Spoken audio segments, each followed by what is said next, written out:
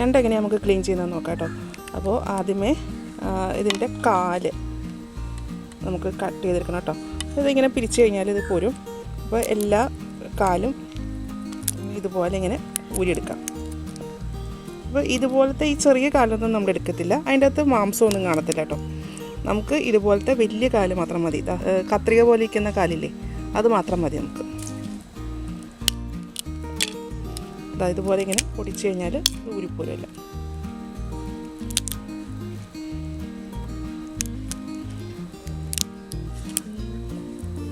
അതിനുശേഷം ഈ ഞണ്ടിൻ്റെ ഈ ഒരു ഭാഗം ഉണ്ടല്ലോ, ഇവിടെ ഇതുപോലെ ഇങ്ങനെ അകത്തിക്കഴിഞ്ഞാൽ ഇങ്ങനെ പൊളിഞ്ഞു വരും.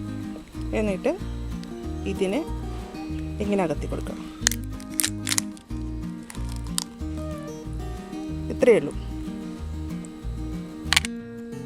ഇനി ഇതിൻ്റെ ഈ ഒരു ഭാഗമൊക്കെ ഉണ്ടല്ലോ, അത് പൂവാണ്, അത് ലങ്സ് എന്ന് പറയും, അത് ഒക്കെ എടുത്ത് കളയാം.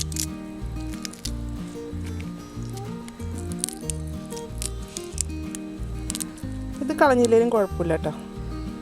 ഇത് ഞങ്ങൾ പറഞ്ഞ പൊന്നെന്നാണ് പറയണത്. ഇത്രയേ ഉള്ളൂ. ഇങ്ങനെയാണ് ഞണ്ട് ക്ലീൻ ചെയ്യുന്നത്. അങ്ങനെ കാണിച്ചു തരാം. ആദ്യമേ നമുക്ക് വേണ്ടത് ഈ കൈയുടെ ഭാഗമാണ്. ഈ നമ്മൾ ഈ ഇറുക്കുന്ന കാലില്ലേ, അതാണ് നമുക്ക് വേണ്ടത്. അതിങ്ങനെ പിരിച്ചു കഴിഞ്ഞാൽ അത് ഒടിഞ്ഞു പോരും. ബാക്കി ചെറിയ കാലം നമുക്ക് വേണ്ട, അതിനകത്ത് മാംസം ഉണ്ടാകത്തില്ല. സാധാരണ ഞണ്ട് നമ്മൾ മേടിക്കുമ്പോൾ അതിന് സമയമുണ്ട് കേട്ടോ. സമയം നോക്കി വേണം ഞണ്ട് മേടിക്കാനായിട്ട്. വെളുത്ത വാവിനൊക്കെയാണ് ഞണ്ട് മേടിക്കുന്നതെന്നുണ്ടെങ്കിൽ ഇതിൻ്റെ അകത്ത് മാംസമൊന്നും കാണത്തില്ല. നമ്മൾ കറുത്ത വാവിനാണ് സാധാരണ ഞണ്ട് മേടിക്കേണ്ടത് കേട്ടോ. അപ്പോൾ വെളുത്ത വാവിന് മേടിക്കുമ്പോൾ ഞണ്ട് കാണാൻ നല്ല ഭംഗിയൊക്കെ ആയിരിക്കും, പക്ഷേ അതിൻ്റെ ഉള്ളിൽ മാംസമൊന്നും ഉണ്ടാകത്തില്ല, മൊത്തം വെള്ളമായിരിക്കും. ഇതുപോലെ കേട്ടോ.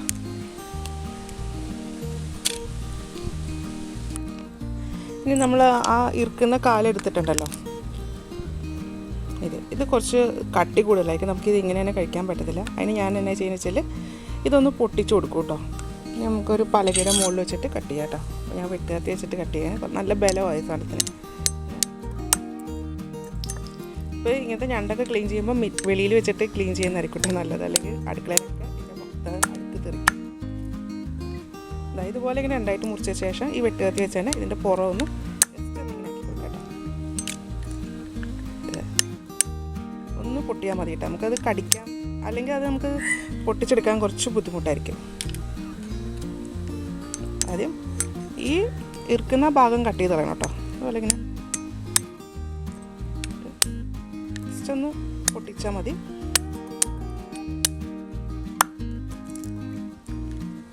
നമ്മൾ ഞണ്ടെല്ലാം പൊളിച്ച് ഇതാക്കി മുറിച്ചൊക്കെ വെച്ചിട്ടുണ്ട് കേട്ടോ. ഇനി ഇത് ഒന്നും കൂടെ കട്ട് ചെയ്യണം. അതിന് മുന്നേ ഇതൊന്ന് കഴുകണം കേട്ടോ. ഇനി ഇത് നല്ലപോലെ വെള്ളം ഒഴിച്ചിട്ടൊന്ന് കഴുകാം കേട്ടോ. ഇതിനകത്ത് അഴുക്കൊക്കെ ഉണ്ടാവും.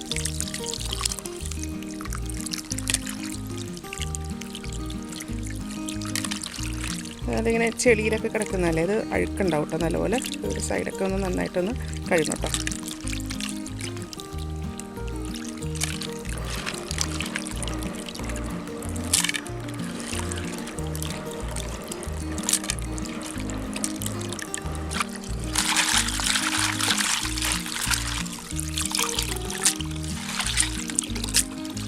ഇതുപോലെ ഒരു 3-4 തവണയൊക്കെ ഒന്ന് കഴുകിയെടുക്കാം കേട്ടോ.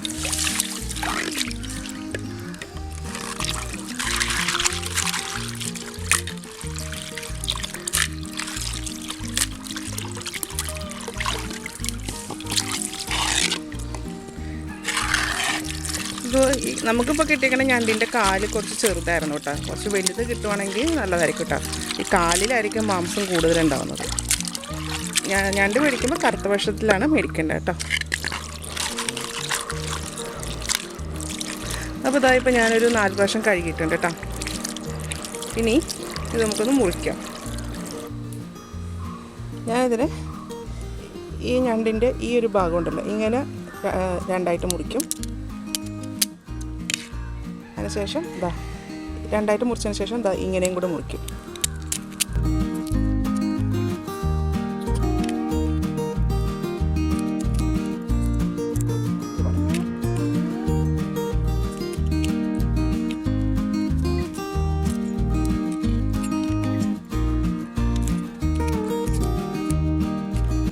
കാല് നമ്മൾ ആദ്യമേ മുറിച്ചുകൊണ്ട് പിന്നെ ഇനി മുറിക്കേണ്ട ആവശ്യമില്ല കേട്ടോ. വലിയ ഞണ്ടൊക്കെയാണെന്നുണ്ടെങ്കിൽ അതിനൊരു 4 കൂടുതൽ കഷ്ണങ്ങൾ മുറിക്കാം കേട്ടോ.